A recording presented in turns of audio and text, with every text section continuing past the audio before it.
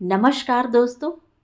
कहानियों की श्रृंखला में आज सुनेंगे प्रवासी भारतीय लेखिका डॉक्टर आरती लोकेश जी की कहानी चिर संचित प्रतिकार। डॉक्टर आरती लोकेश 24 वर्षों से दुबई में निवास कर रही हैं। शिक्षाविद होने के साथ ही यूएई के महाविद्यालय में वरिष्ठ अध्यक्ष होने के अतिरिक्त शोध निर्देशिका भी हैं। इनकी अब तक 21 पुस्तकें प्रकाशित हो चुकी हैं। इनके साहित्य पर पंजाब, हरियाणा, उड़ीसा तथा यूक्रेन के विश्वविद्यालय में विद्यार्थी शोध कर रहे हैं। तो आइए सुनते हैं अनेक सम्मानों से अलंकृत डॉक्टर आरती लोकेश जी की कहानी चिर संचित प्रतिकार। गिरजा, आपके बच्चों की फीस कितनी जाती है? अपनी कंपनी के नए नियुक्त मानव संसाधन अफसर जयंत समदर्शानी का यह प्रश्न मुझे अवाक कर गया। बचपन में पड़ोस में रहने वाली सुरजा काकी मेरी आजी से यही सवाल किया करती थी, बहन जी, आपकी गोली की फीस कितनी जाती है? वे राग को ला कहा करती थी। जाने कोई जबान की तकलीफ रही होगी। उनके अपने पोते को वे लवल पुकारती थी। आज तक समझ नहीं पड़ा कि नाम रवल था, लवर था या रवर। इधर मेरी आजी झल्ला जाती, यह बताते बताते कि मेरी पोती गोली नहीं गौरी है। नामों को मटिया मेट करना इसकी खानदानी बीमारी है।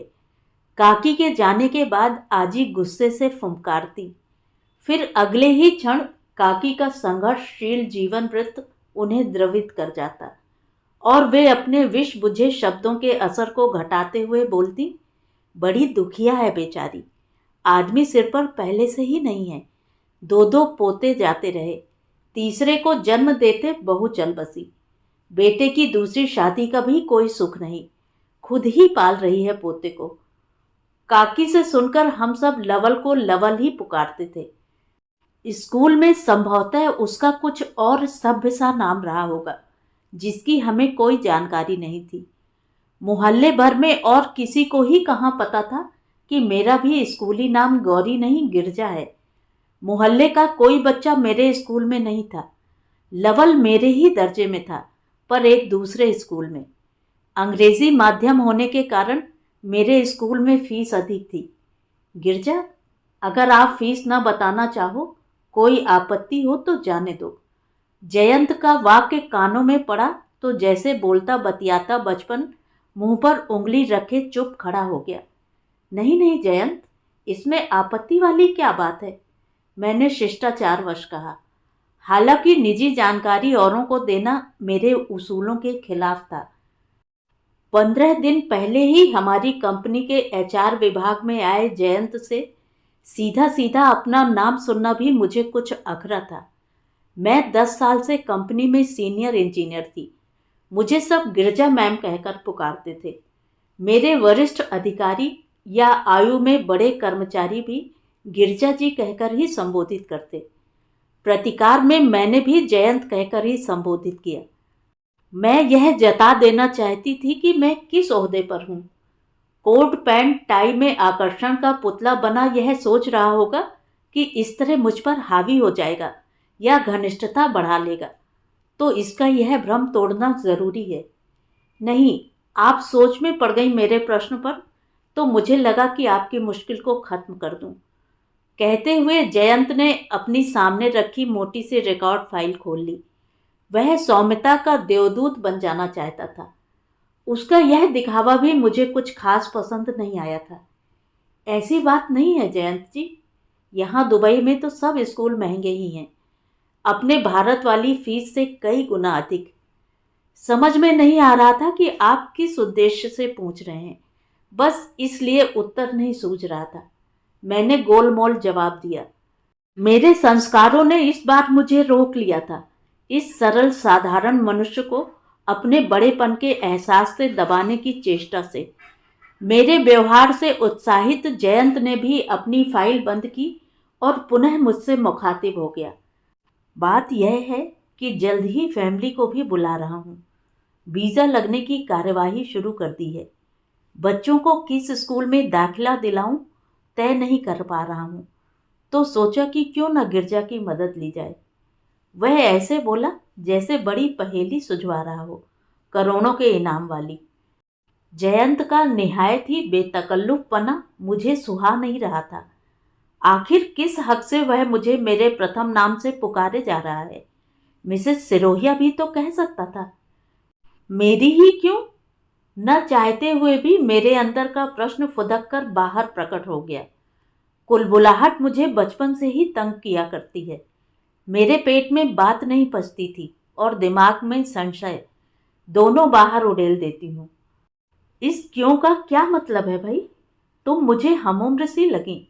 मेरे ख्याल से तुम्हारे बच्चे मेरे बच्चों की उम्र के होंगे, कहकर एक प्रश्न सूचक दृष्टि उसने मेरे चेहरे पर स्थिर कर दी। फिर आगे जोड़ा, बाकी मुझे स्टाफ में अपने इंडियन लोग भी कम ही दिखे। हालांकि मैं इस तुम के संबोधन से भी नाखुश थी, फिर भी ठठाकर हंस दी। हम भारतीय हर जगह भारतीयों को ही ढूंढा करते हैं। यह नॉस्टैल्जिया का ही एक प्रकार है। विदेश में भी आंखें तलाश करती रहेंगी भारतीय व्यंजन, परिधान, बोली, स्कूल, कॉलोनी आदि आदि। उम्र के पचड़े में मत पड़िए जयंत जी। जैसे यहाँ एक दिरहम में इंडिया के 20 रुपए आते हैं, वैसे ही यहाँ उम्रों का हिसाब है। मैं उसे उसके नए होने का किसी तरह एहसास करा देना चाहती थी। मतलब? वह मानो आश्चर्य से उछल पड़ा। मतलब छोड़िए, मतलब की बात बताइए। आपके बच्चे किस किस क्लास में हैं? बेटा 6ठी में और बेटी 5वीं में। जयंत की उत्सुकता बढ़ गई थी। वह बहुत ध्यान से मुझे सुन रहा था। और आप रह कहाँ रहे हैं? दुबई या शारजाह? शारजाह में। जयंत की सारी इंद्रियां मेरी मुखाकृतियों को पढ़ लेने को आतुर थीं। मैंने अपना मास्क ठोड़ी तक नीचे कर उसकी दुविधा को कम किया और कहा, तो जयंत जी, आपकी समस्या खत्म समझिए। शारजाह में एनडीपीएस बहुत अच्छा स्कूल है, फीस भी वाजिब है। स्कूल के पाठ्यक्रम, गतिविधियां आदि की जो जो जानकारी मैं दे सकती थी, सब एक सांस में दे डाली। आपके बच्चे भी इसी स्कूल में हैं गिरजा? वह इतनी जल्दी समाधान पाकर खुश था। उससे बात करते हुए मैं जितना जी और क्रिया में ईए पर दबाव डालती थी, वह उतना ही गिरजा गिरजा पुकार कर मुझे जाने क्या जतावा देकर असहज करता जाता था। नया होने के बावजूद लेश मात्र भी संकोच न था उसमें। उसकी इस फ्रैंकनेस को मैं उच्च श्रृंखलता ही कह सकती थी। नहीं, मेरे बच्चे 10वीं और 8वीं में हैं। वे दूसरे स्कूल में हैं। कहते कहते मैं अनमनी सी हो उठी और बिना कुछ आगे सुने कहे वहां से निकल गई। मेरी कोशिशें उसे अपने लायक तहजीब सिखाने में विफल रही थी। जयंत से बात करते हुए चाहे अनचाहे बचपन दामन से सटा वहीं टिका रहा था। मैं एचआर दफ्तर में मुल्किया रिन्यू करने के कागज जमा कर बाहर निकली तो बचपन मेरी लटों में अटक कर पलकों के आगे आगे चलने लगा। लवल की माँ के देहांत के बाद सुरजा काकी ही उसे पाल पोस रही थी। कुछ वर्षों में लवल के पिता दूसरी दुल्हन ले आए थे। हमारे समाज में विधवा होना पाप है, पर दुहाजू या विधुर होने जैसा पुण्य नहीं है। दूसरा पति एक नहीं मिलता, पर दूसरी पत्नी कई मिल जाती हैं। नई दुल्हन वसुधा आंटी के नाम से जानी जाती थी। वे पढ़ी लिखी थी। उन्हें अपनी पढ़ाई लिखाई का बहुत गुमान था। ऐसा मैंने बचपन में अपने घर में सुना था। वे जीवन बीमा कंपनी में काम करती थी। लवल के साथ अत्याचार की एक न एक खबर रोज ही मिर्च मसाले के साथ पत्तल पर परोस कर आती और पूरा मोहल्ला चटकारे ले लेकर सुनता सुनाता। इन दिनों सुरजा काकी भी घर के बाहर कम दिखाई देती। बात उनके बारे में भी खूब उड़ाई जाती कि कामकाजी बहू ने सास को घर के कामों में झोंक रखा है। मुझे याद नहीं कि मैंने कभी काकी को वसुधा आंटी की बुराई करते सुना हो। हाँ, अब उनका और भी व्यस्त होना स्वाभाविक था। घर में पोती रोजी ने जन्म ले लिया था। मैं और मेरा बड़ा भाई मजाक बनाते, लो जी, काकी के घर में लोजी आई है। हम बच्चे दोपहर में खेलते तो लवल को घर के बाहर सजा में खड़ा पाते। खेल में लड़ते झगड़ते हम बच्चे ठिठक जाते लवल के घर के आगे। हमारी गेंद विरोधी पार्टी के हाथ में चली गई है, यह तक भूल जाते। हमने कई बार पूछा कि उसे किस जुर्म की सजा मिली है, पर वह कभी न बताता।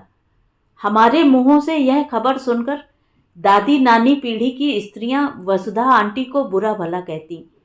कभी दही के लिए जामन मांगने आती हुई या हलवाई की दुकान तक जाती सुरजा काकी इन बुजुर्ग स्त्रियों के हत्थे चढ़ जाती तो वे कुरेद कुरेद कर काकी की आत्मा को खोद डालती।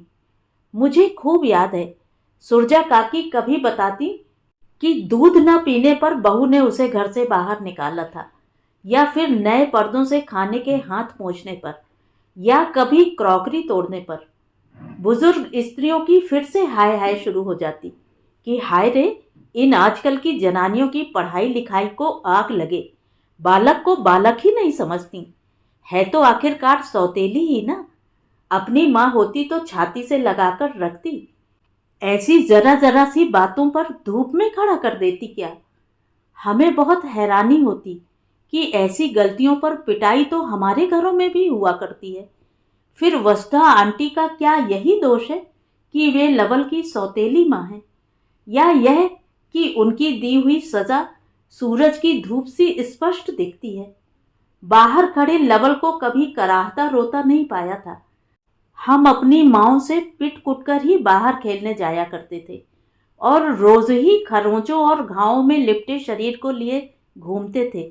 लवल के गाल पर थप्पड़ या शरीर पर चोट का निशान न होना इस बात का सबूत था कि उसके ऊपर कभी हाथ नहीं उठाया गया था। 4 साल की होते ही रोजी भी स्कूल जाने लगी। 5-6 सालों में वसुधा आंटी को पानी पी पी कर कोसने वालों के मुंह पर अचानक ताले जड़ गए। जब लवल और रोजी दोनों ही घर के बाहर ठंड में ठिठुरते सजा काटते हुए मिलते। घर के दरवाजे अंदर से बंद रहते।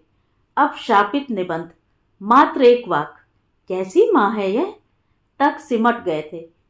लवल की कहानी याद करते करते मैं अपनी सीट पर आ बैठी। मैंने अपना ईमेल का पिटारा खोला। दुबई क्रीक को आगे बढ़ाने के प्रपोजल को अगले सप्ताह प्रेजेंट करना था। उसका रिमाइंडर आया पड़ा था। एक ट्रेनिंग के लिए इजराइल जाने के लिए डिटेल्स की भी मेल थी। मैंने पहले प्रपोजल वाले पीपीटी पर काम करना शुरू कर दिया। यह टेंडर हासिल करना कंस्ट्रक्शन कंपनी से ज़्यादा मेरी अपनी तरक्की के लिए आवश्यक था।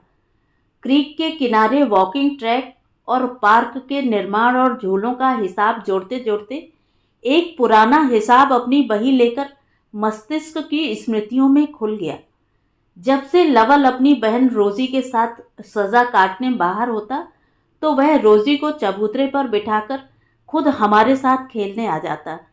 रोजी चुपचाप बैठी अकेले ही किसी खिलौने या अपनी कांख में दबाई गुड़िया से खेलती रहती। बीच बीच में वह आवाज लगाती, भैया, तो लवल तुरंत दौड़कर जाता और उसकी परेशानी को हल कर वापस आकर खेल में शामिल हो जाता। उन दिनों ही हम बालकों को पता लगा कि सजा तो दरअसल रोजी को ही मिली है। लवल तो रोजी का पक्ष लेने और सहानुभूति दिखाने का आरोपी है। दोनों भाई बहन का अटूट प्रेम देख लोग दांतों तले उंगली दबा लेते। हम सगे भाई बहन जो कि लड़ते लड़ते एक दूसरे के जानी दुश्मन बन जाते थे, अब घर में लवल रोजी के उदाहरणों के हंटर खा रहे होते थे। रोज के उलाहनों के तमाचे खाकर अंदर ही अंदर मैं लवल से चिढ़ने लगी थी। पिट्टू फोड़ खेल में एक बार हमारी जबरदस्त भिड़ंत हो गई। मैं जीत की ओर थी और अगला दांव खेलने ही जा रही थी कि लवल ने मुझे न जीतने देने के इरादे से कसकर मेरी बांह पकड़ ली। मैं कंचों का टूर्नामेंट भी जीत चुकी थी। मुझ पर जीतने का भूत सवार था। मैंने बांह छुड़ाने की बहुत कोशिश की, किंतु लवल की पकड़ बहुत मजबूत थी। मैंने आओ देखा न ताओ और उसके शरीर का जो हिस्सा मेरे मुंह के सामने आया, दम लगाकर काट खाया। लवल बिलबिला उठा। उसके उल्टे हाथ की बाजू लहूलुहान हो चुकी थी। मेरे मुंह से उसका खून टपक रहा था। मैं सिर से पैर तक घबरा गई। अपने मुंह में आए उसके मांस के टुकड़े को थूकते हुए अपने घर में भागकर छिप गई। उस दिन पहली बार वसुधा आंटी हमारे घर पर मेरी शिकायत करने आई। इससे पहले वे मोहल्ले में किसी के घर न गई थी, किसी शादी ब्याह तक में नहीं। काकी ही सब जगह हाजिरी भराती थी। आजी के कहने पर मैंने बुझे मन से उनसे माफी मांगी। वे बहुत गुर्राई थीं।